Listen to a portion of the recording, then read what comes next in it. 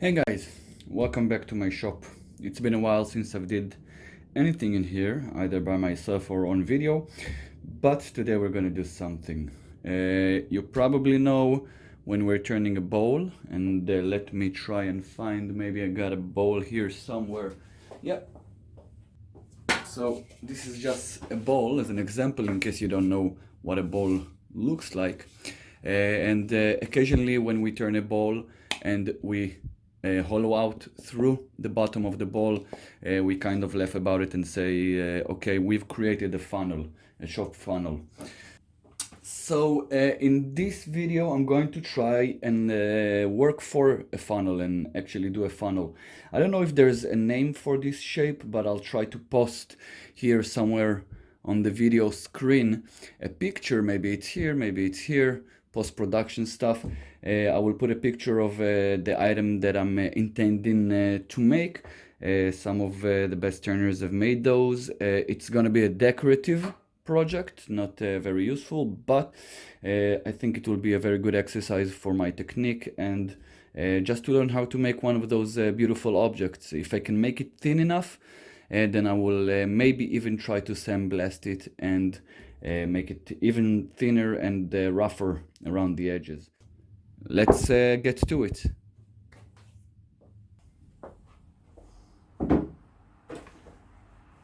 Don't forget your face mask.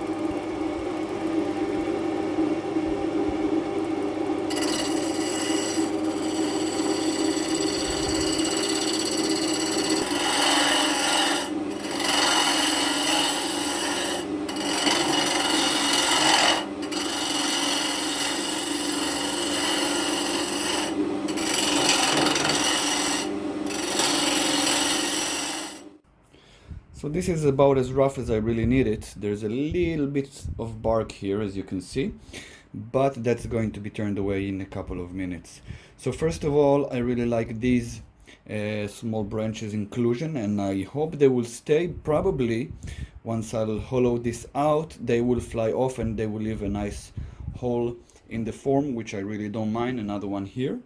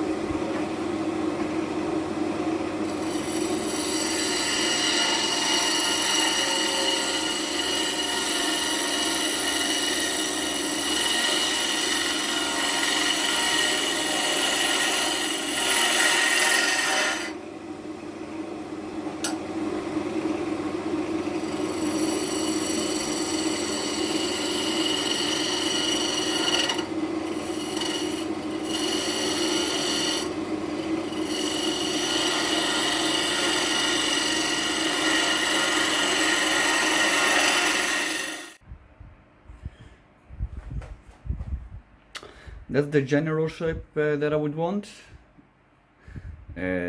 The thicker piece have a shallower curve, and the smaller piece has a deeper one, which gives it a nice shape.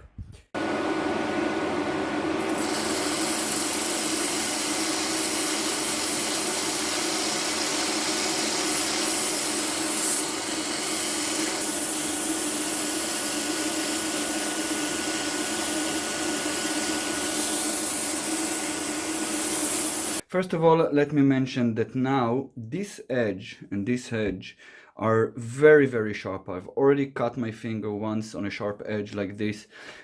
So I want the edge sharp, but I'm going to be very much aware of that fact and will not go near this edge when it's spinning.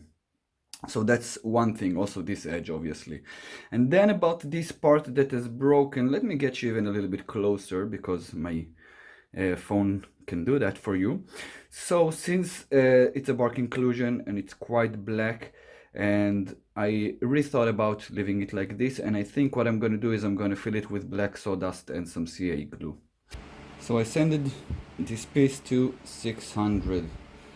The CA and the dust worked very nice. And now we're going to give it a little bit of oiling, and then we can go and start hollowing this little piece of U. My napkin is being grabbed by this edge here. No, I'm not sure.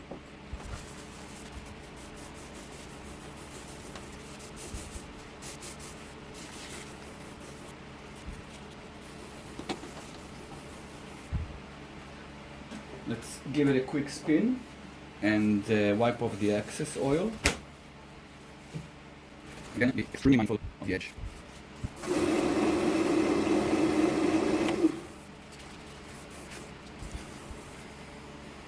Yep, that should do just fine. It's really nice. With an Easy Wood Tools hollower, I got I think an 8mm hollower here, and that will be my first attempt, and we'll see how that goes.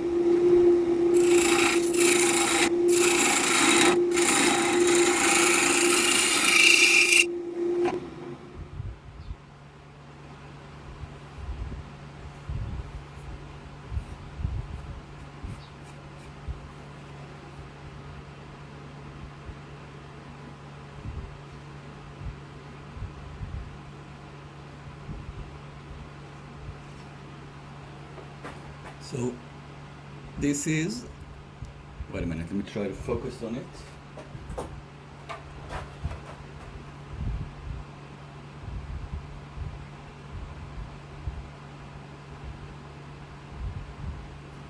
There we go.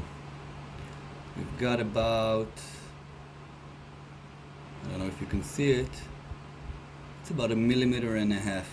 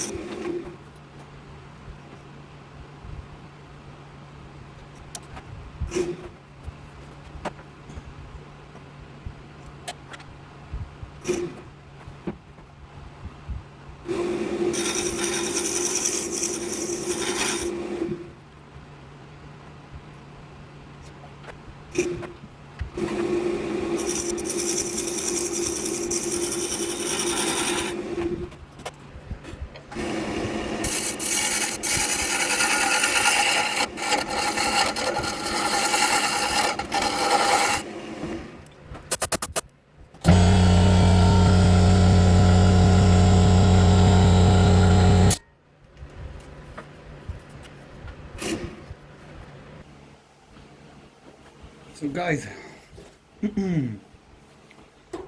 after hollowing as deep as I could from this direction, I'm only left with the possibility of parting this off and then finding a way to mount it the other way and finishing the inside here. There's like half an inch left to thin out. It's thinned out just about half an inch into the vessel. Also, during the hollowing and the sanding, I've lost the eye here, the knot, the little knot that I actually didn't lose it. I have it right here, but it popped out. I might glue it back in, but I'm not sure at the moment.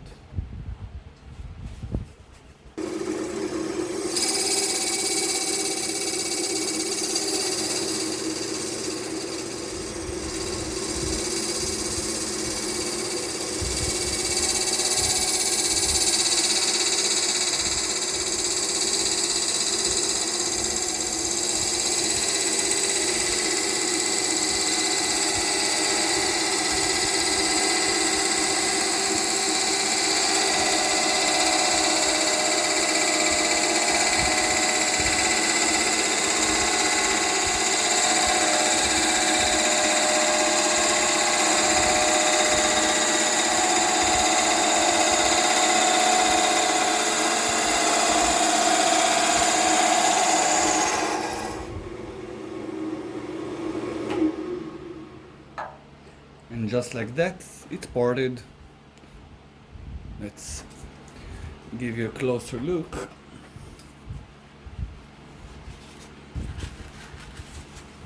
So this is the part that I still need to thin out.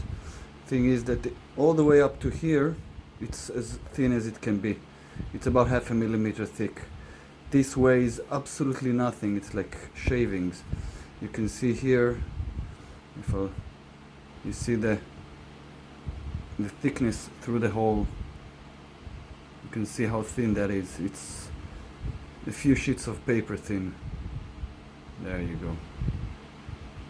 It's very, very thin, and it goes all the way up to right about here. So I'm gonna have to find a way to reverse chuck it with some blank and just finish up this edge. Okay.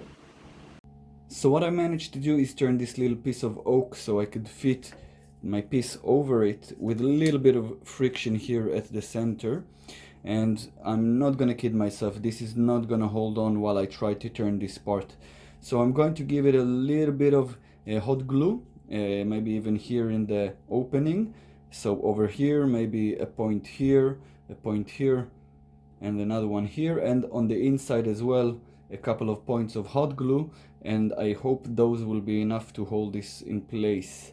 It's still going to be dangerous. I can't turn anything by pulling the material out because it's just going to pull it off the friction chuck. I'm going to have to go all the way and work my way from the outside in slowly and surely, and then hopefully this will work. But we're going to find out together whether it works or not.